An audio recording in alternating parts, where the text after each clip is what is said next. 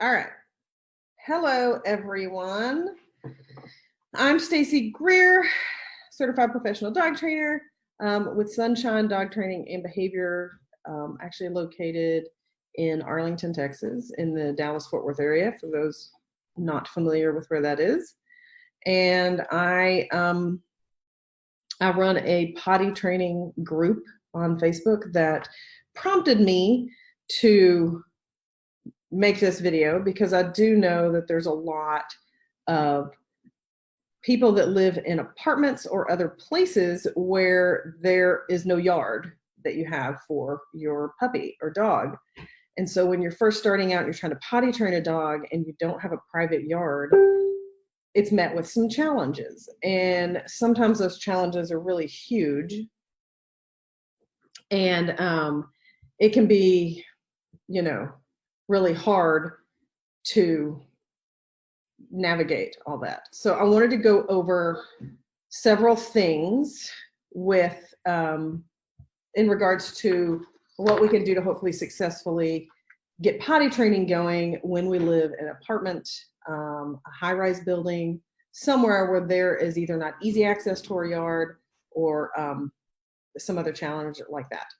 Okay, so if you see me looking down a lot, I'm gonna be reading off of some notes that I made so that I can hopefully go over this in somewhat of an organized manner. Because I tend to go off on tangents when I start talking because I can start to think about all kinds of other topics. So I did do, if you're on my potty training group, then you're probably familiar with this. If you're not, anyone is welcome to join. You have to be on Facebook. It's a Facebook group.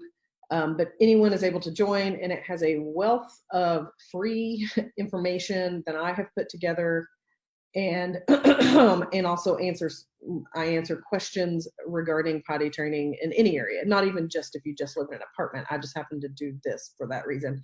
But anyway, so the potty training group is beneficial for anyone struggling with potty training, no matter where you are in the world or what your living conditions are. So let's start with, and I did a video yesterday, kind of an impromptu video, and I went over some of this stuff. So if you watched that video, you may be like, yeah, I heard you ramble about this yesterday. But I'm going to go over it again because it's always worth saying. And I start out all my potty training talks with telling people that first and foremost, you should always, always, always clear your puppy of medical reasons for having potty challenges, okay? And I get met with a lot of resistance, or people kind of, that doesn't apply to me, because they assume that their puppy's not showing any signs whatsoever. And of course, this doesn't apply to all puppies, but if you're really struggling and you feel like you're being really consistent and you're doing all these things and you're struggling, then you need to go have a urinalysis done. It's simple, it's inexpensive, and double check that there's no medical cause for having such trouble with the potty training, because a lot of times there's just a simple UTI, urinary tract infection, and you get some medication and you're good to go once that starts getting under control, okay? And it makes your life much easier. Plus, obviously, if they do have a medical condition, it needs to be treated, because untreated things can go awry. So first and foremost, make sure your puppy or dog is cleared of medical things. And also note that I'd also hear this a lot. It's, oh, my dog was just at the vet last week and had a checkup. Urinalysis is not customary. It's just part of a checkup, okay? So you have to request that. They don't do it in well visits. They don't do it just for in a normal exam. There usually has to be a reason that they do a urinalysis. So you will need to, even if you went just recently to the vet for a checkup, unless you know for a fact that a urinalysis was done, then you do need to have that, you have to request that from your vet, okay? So with that said, let me go over this little outline of things that I put together for this. So what I see most often and I see this in all places, not just people without yards, I actually see it with people with yards, but is the use of potty pads, which are the bane of my existence. Potty pads are the worst thing you can do, in my opinion, to try to help potty train a dog, okay? So you need to get rid of potty pads. If you have potty pads, they need to be thrown in the garbage. Go away. No potty pads anywhere. Not at all. I don't want you to have them in your house. Why? Potty pads teach puppies to go to the bathroom on the floor, plain and simple. So whether it's usually the advice given on potty pads is put it somewhere and then slowly move it towards the back door and then you get rid of them. But what happens is here's the fallout of potty pads that I have seen over the 21 years of dog training that I've been doing. Dogs, especially puppies, start to eat the potty pad. They start shredding them, ripping them up, or they start going to the potty on the edge of the potty pad. They start going potty next to the potty pad and totally miss the pad. They start going kind of near the pad, but totally miss the pad altogether. Or they just start going to the bathroom randomly on the floor, wherever. So the thing is, it's just not a natural place for a dog to go. Now, another huge fallout is if you do get a puppy and you get it from a breeder or a place that has raised the puppy before you got it.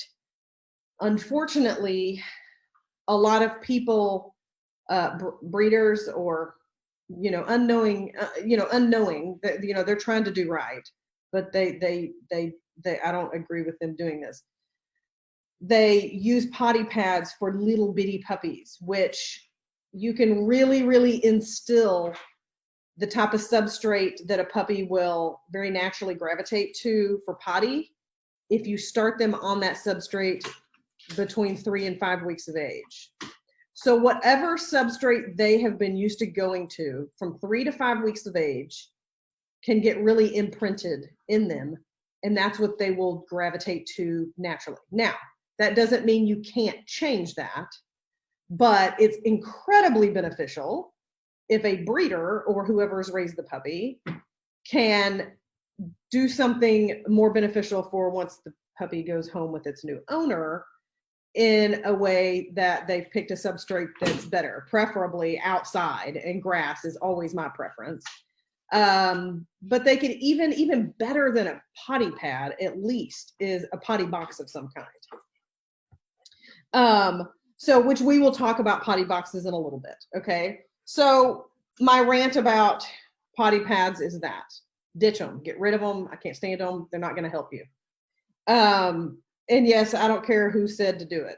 My advice is, I don't care what expert told you to do it, to get rid of them. They're gone. They need to go. Set up for success. Okay. I say this to all my clients, no matter what training I'm doing. You need to always set up your dog for success, which means we are responsible for setting them up to not do things that they shouldn't. So for potty training, clearly that means we keep them in a space that is safe, where they cannot go to the bathroom where they should not.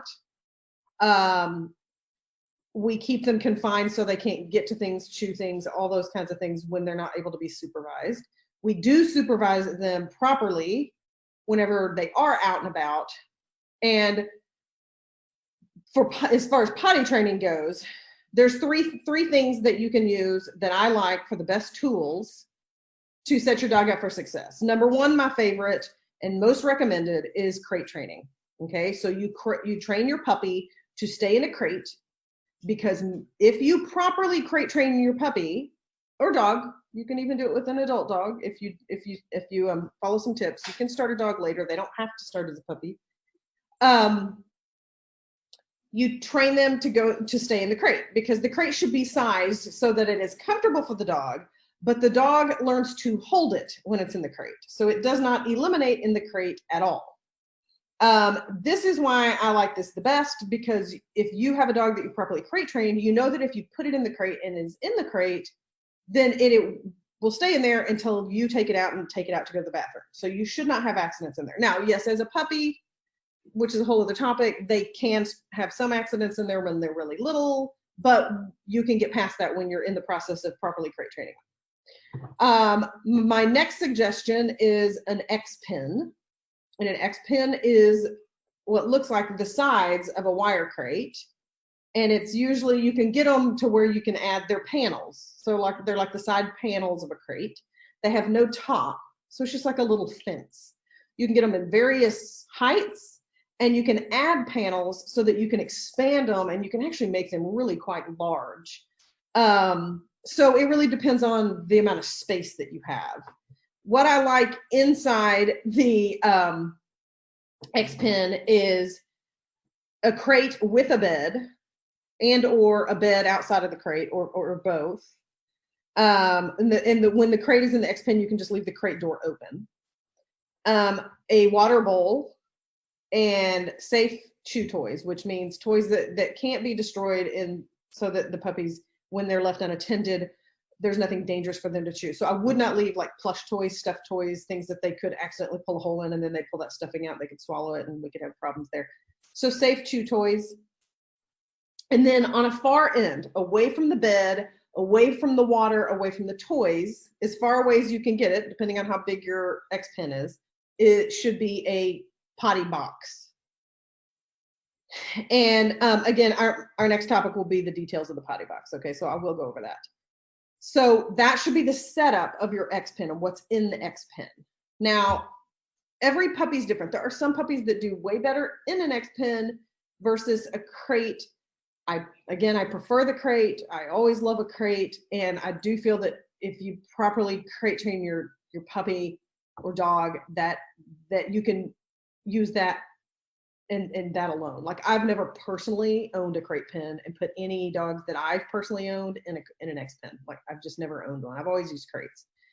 And I have had some clients that they start with the X-Pen and the puppy does okay, but then once they transition it to the crate, it's even better and they have more benefits. And then I've had the opposite happen. So it really depends on your puppy. But usually crate training can be highly successful, and you have no need for an X-Pen unless, when I do recommend an X-Pen is if you do work really long hours and the puppy has no way to be let out. You either can't afford, or you don't have access to a person or a dog walker or something that could come in a couple times a day and take the puppy out to let them properly eliminate, then an X-Pen with a potty box in it is definitely a better option for that. Or you have a dog that's pretty stressed when in a crate, then an X-Pen is probably going to be a better option because the stress may be less for those kinds of puppies or dogs. But the X-Pen should always have a potty box in there, so they do have a place to eliminate that is appropriate. And again, I said I'll go over what I prefer as the potty box. So please note that I mean potty box, not potty pads. No potty pads. Again, like I said before, I want no potty pads whatsoever in your ownership. I don't want you to own any potty pads. And then the next thing is gates, which really I usually would recommend this when you have an older puppy that either you've had for a little bit and you've done some training, both potty and general kind of cues. Old school people would say obedience training. But just where you've had some general training, I prefer to recommend gates, baby gates, to block off a small like kitchen or room or something. I don't like to use that right from the get-go. I find that usually people make the space too big. Even a small kitchen to me is too large of an area. Because what I usually see with that, because yes, obviously it sounds like, well, what's the difference between gating off a room and an X-Pen? It really depends. The reason I like the X-Pen is because you can put it in the middle of a room and it's not near anything that they could eat. Like a kitchen, puppies can become bored and start to chew the bottom of the cabinets in the kitchen, or start to learn how to counter surf. If you have a bigger dog, they can jump up and learn to pull things off, which then becomes a training issue in and of itself.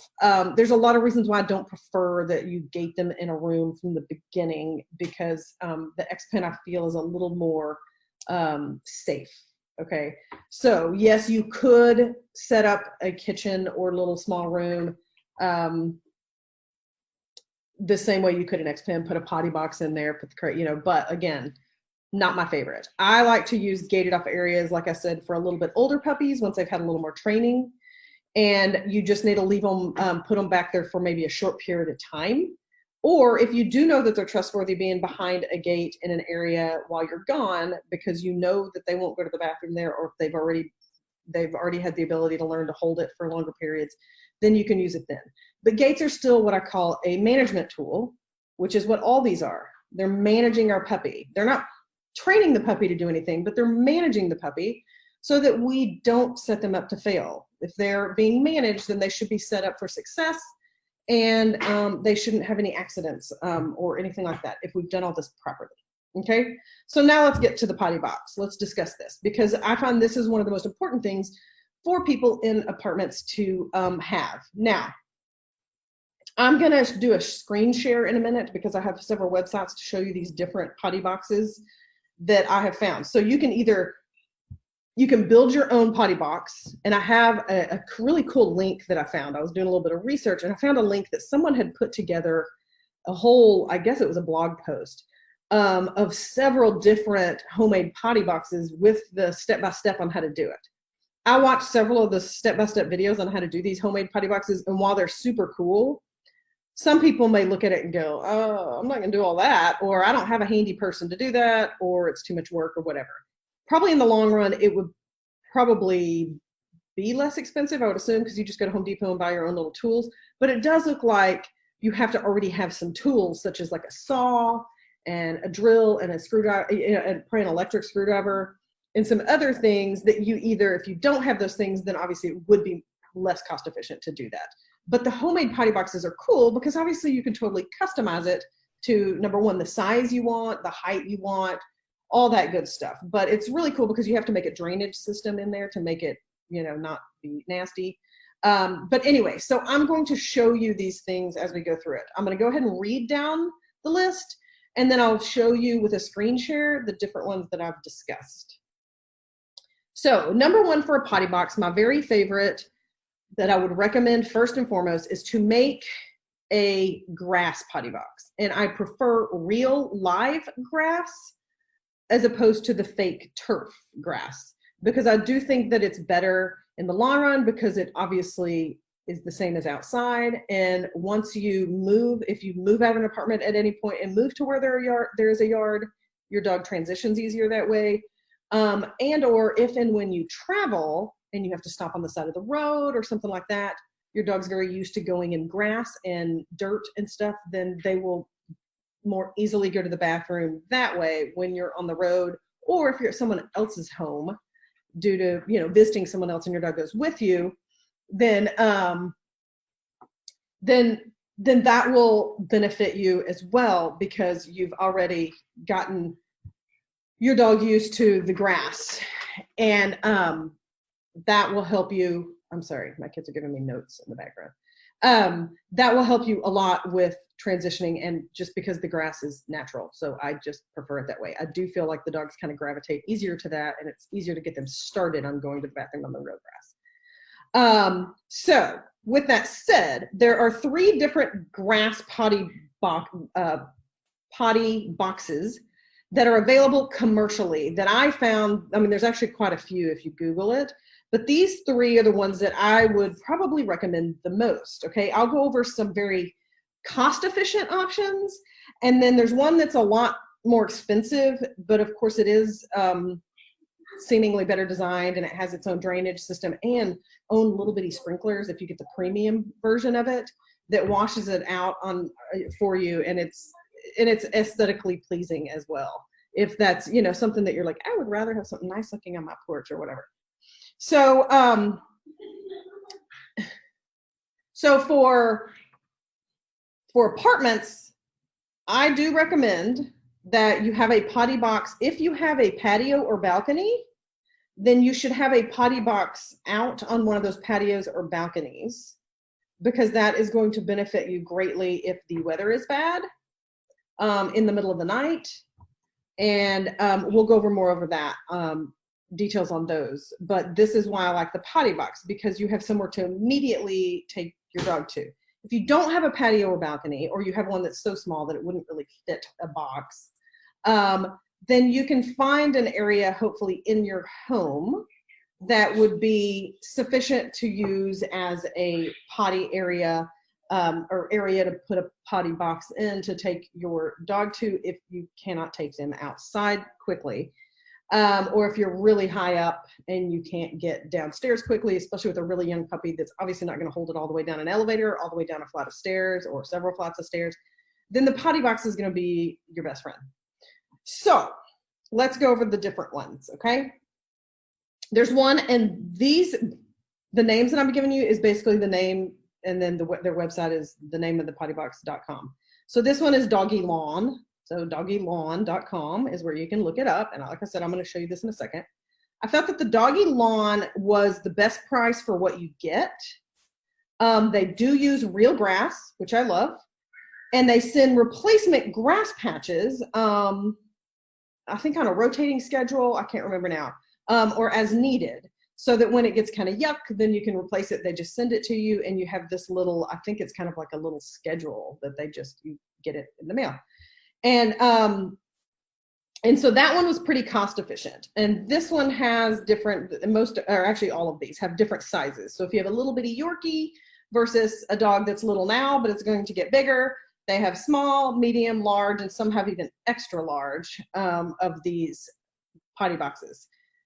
So Doggy Lawn is the top one as far as what you get and cost, okay?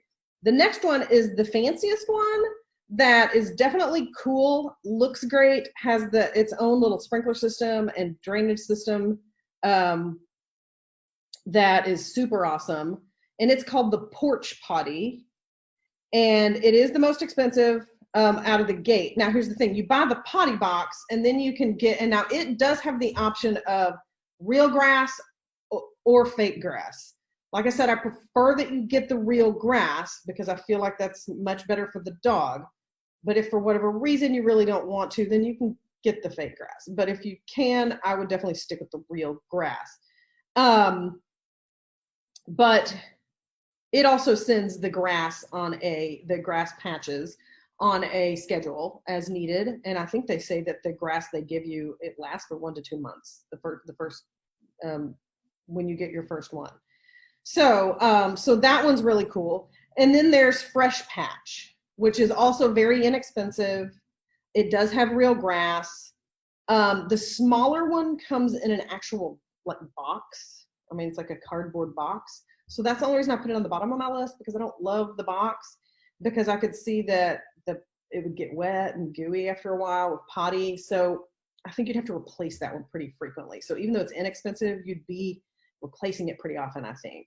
So I don't love the box. The other ones have more of like a plastic liner, and what the grass is in is much better. So let me I'm going to share my screen and we're going to go over these. I'm going to show you these on the internet. We'll go with the doggylawn.com first, okay? Let me do this, and then where's my Doggy Lawn? That's Porch Potty. Okay, come on.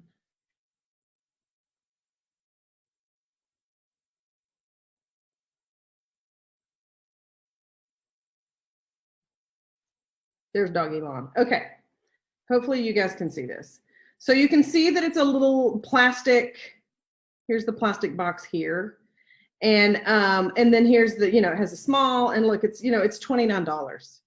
Then it has the medium, the large, and even the extra large is only $50. So if you have a larger space or you want to cover more area on your balcony, even if you have a small dog, I would suggest that a larger lawn, if you have the space, is going to be the best, because then your dog has a little more space to choose where they want to go to the bathroom, which is always beneficial. So that's the Doggy Lawn, and clearly it's doggylawn.com. And then let's go to the Porch Potty, which is the fancy schmancy one, which, as you can see, here's Porch Potty, porchpotty.com. This is the premium. You can see these little sprinklers that it comes with, and this cool box is very fancy looking. Like I said, it has a drainage system. It has a little fire hydrant for the dog to pee on. This is the standard. Now, this one doesn't come with the drainage system, or I'm sorry, it comes with the drainage system, but it doesn't come with the sprinklers. So you just have to wash it off yourself, which, is probably worth it. I think the bigger one, I think the more, the premium one, I think is like $250 out of the gate. And then there's the little small ones. So these, the standard and the small porch potty don't have the cool sprinkler system. And then they have some other things like these that if you want to buy them. And they offer the training sod, which is the real grass. And then they even have a lid you can buy for it if you want to cover it. But I mean, they have quite a few different options. So the porch potty is the fancy one, definitely more expensive, but it is cool if you want to go that route. And then here's the Fresh Patch, which is freshpatch.com. And as you can see, it's in a box. So that's why I'm not totally in love with it, because of the box. It does, I think the larger one, let me see here. Here we go, all grass sizes. I think the larger one does come in does come in a tray. Yeah, it has it's just long, and it comes in what looks like the bottom of a metal crate tray. So so that one doesn't have the box. But and again, it doesn't have a drainage system, so you would have to, but again, it's definitely cost efficient. So there's those. Now I'm going to stop sharing my screen. I just want to show those. So there's those options that you can use for potty boxes. So I do recommend you get one of those if you can do that. Even better would be to have 2 potty boxes, if you could do that. One on your balcony patio area, and one inside in your X pen. Or you can even just make a potty area that just has an X pen around it, even if it's not an X pen that you actually keep your puppy in for extended amounts of time. But it's just like, this is the potty zone, and you have it kind of marked off in the corner of, you know, your living room or wherever it is. I would have it as close to the back door as possible, depending on your space and, you know, if you're able to do that. But these are going to help you because, again, you know, sometimes puppies, they can't hold it long enough to get outside. The weather's bad. Maybe you don't want to go out at night in the apartment complex because it's kind of creepy, or, you know, whatever, or you're half asleep and you don't want to walk all the way down a flight of stairs. You know, I don't know. There could be a number of reasons why you don't want to go outside. And so you can use the potty box. Now, if you can, you know, saying all this about the potty boxes, while I'm giving this info about potty boxes, if and when you can, I still do recommend that you take the puppy outside to go to the bathroom, okay? Unless you just here, let's say, let's go over this. This is what I have. The benefits of taking the puppy outside from the get-go is that obviously it teaches your puppy to go outside. It's the most natural option because it's outdoors. It'll benefit them long term, which I went over earlier with, like, when you travel or go to someone else's house, or if you ever move and have your own yard, they can transition easier. And it kind of helps, the 2 birds with 1 stone thing, it kind of helps because you have to put your puppy on a leash if you're in an apartment and you're taking them out to potty. So it does benefit you because your puppy's going to go ahead and get used to the leash that way. While some puppies take longer to get used to the leash because they don't start, people with their own yards don't necessarily start leash training right away because they don't have to take them out on a leash usually. But anyway, so that's just a small benefit. And then there's possible reasons not to go outside. Like I said, if your puppy's sick or injured, then you need to keep them inside. Yes, if you live in a place where you're just really concerned about diseases, this was a topic on the potty training group just earlier today. The risk of your dog getting diseases is low. It's obviously much lower when you have your own yard, but you know, so but still, even with apartment complexes, unless there's just tons of dogs that you just don't feel confident that people are vaccinating them or taking care of them, or there's a lot of stray dogs that run in and out of there, things like that. But otherwise, still, it's still going to be a lower risk than probably you think, taking them out, because you really want to try to get them outside to learn to go to the bathroom outside.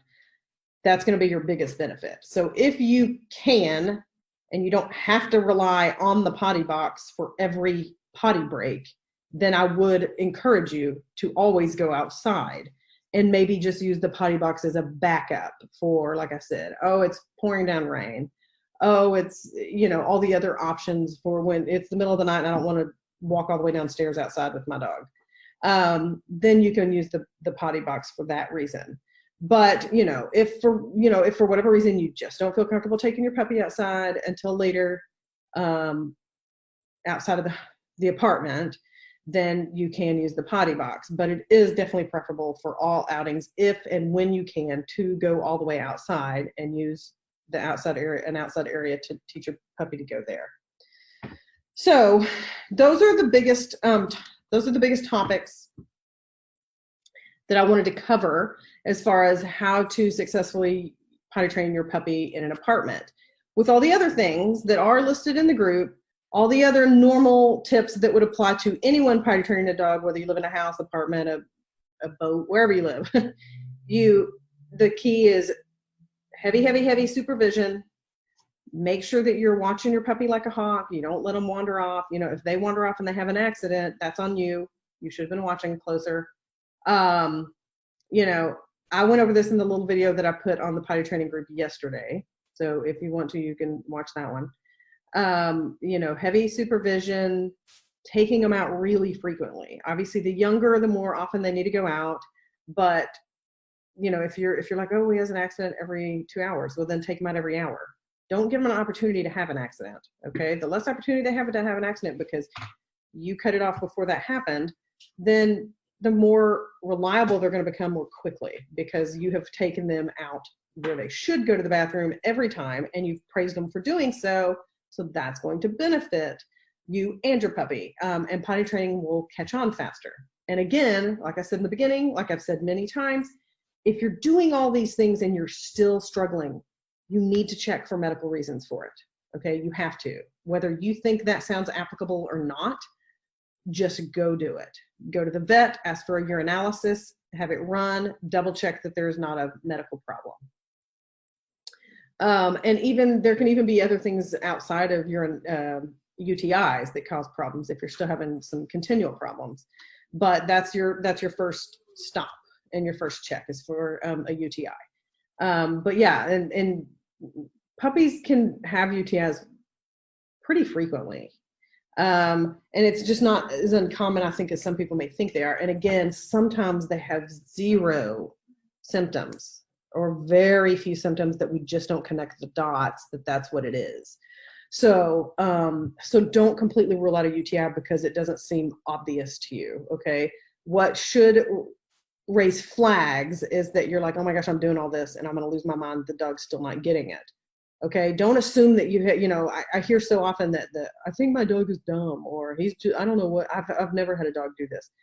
Then there's something going on and we need to find out what it is. Okay. And I'll tell you, it's either one of two things. It's either an undiagnosed medical problem, or you're not doing it as diligently as you think you are. Okay. Those are the two reasons. It's either a medical problem or a human problem. Those are the two. Those are the only reasons a dog's not potty trained properly. Is it's an undiagnosed medical problem, or it's a human problem that the human's making an error somewhere. And while you're not meaning to, a lot of times, I have seen that on my potty training group. People go, oh, I thought I was doing well, but now after reading this information, I don't think I'm doing as well as I thought I was. So there's a lot of things that I think we assume, and sometimes we put way too high expectations on puppies. We assume that they should get it. And sometimes we also assume they should get it much quicker than they do.